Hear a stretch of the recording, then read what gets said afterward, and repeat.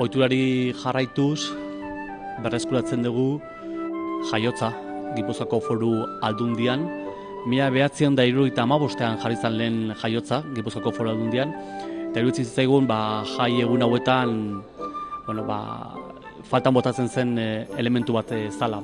Beraz, Gipuzkoako Belenzaleen elkartearekin hitz egin ondoren, berriro ere ateak ireki dizkiogu elkarteari eta jaiotza bat jarri dugu.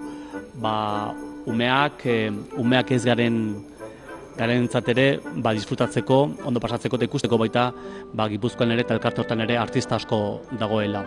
Erregegune arte egongo da irekita eta horrekin batera gainera bisitan ere doainik oparituko dugu egutegia. Gipuzkoako Foru Aldundiak ere egutegi bat kaleratu du.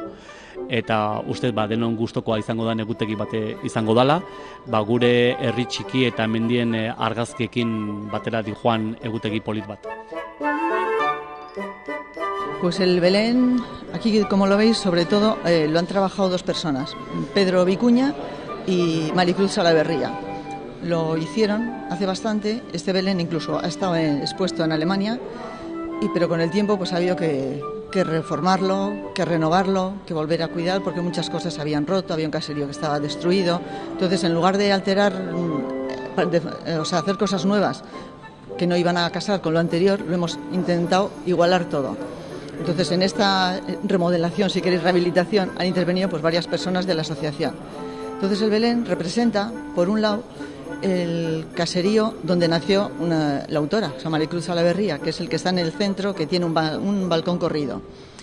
Ha colocado el molino del Astur porque en el Astur nació su madre.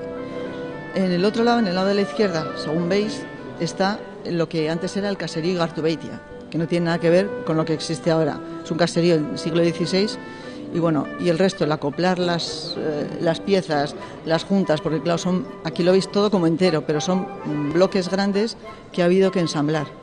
Todo eso pues es lo que hemos estado haciendo.